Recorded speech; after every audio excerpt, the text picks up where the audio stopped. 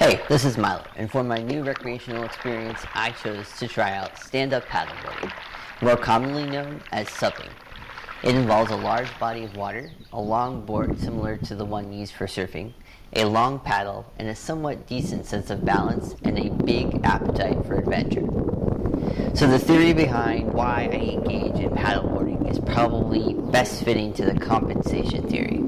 I get away from my desk in the classroom, able to get outside, spend time being active, learn a new skill, so I get something out of it that's different than what I get in going to work in school.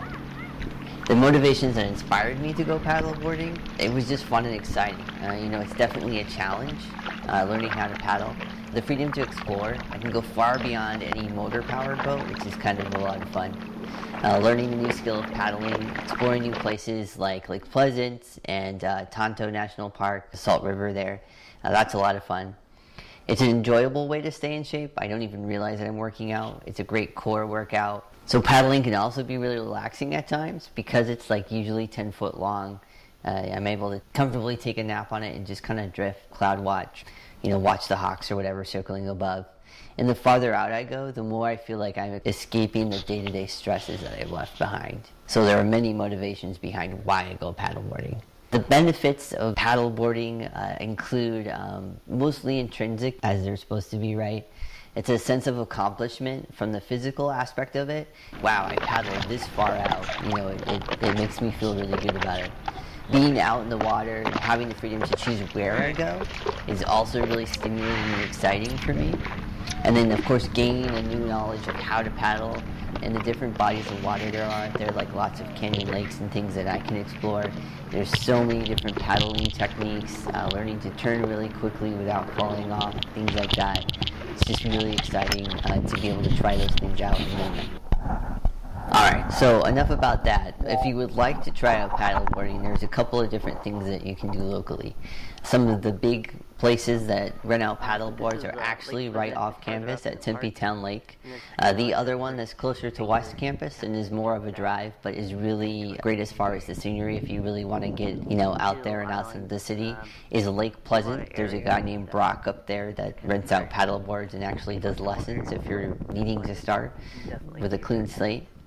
If you own a board, there are actually far more possibilities. You can paddle just about anywhere. Paddleboard is kind of considered like a PFD, personal flotation device, just like a kayak. So it is legal to take them wherever you want. Usually you pay about $6. It's kind of the minimum you pay to get your car in, so that's really nice. It's cheap. It's inexpensive. It's about $10 to spend 2 days out paddling and camping offshore at Lake Pleasant. The parks do require, though, you have to wear a leash. So the thing that connects to your board, right, and you strap it around your foot.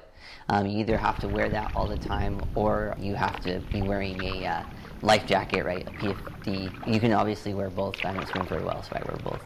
But you do have to follow those rules. You also have to follow the same rules as motorboats do, passing towards the right-hand side. And obviously there's a lot more of a safety concern, so it's always good to paddle with another person.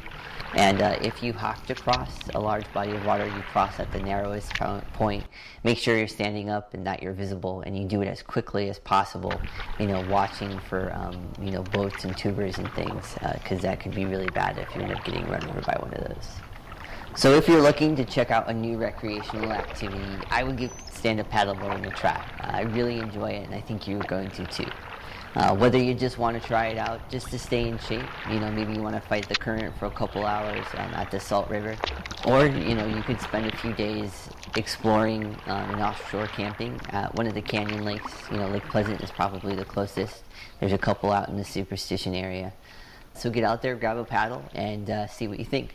Thanks for watching, and I hope that you're able to try out stand-up paddleboarding as a potential new recreational activity for this summer.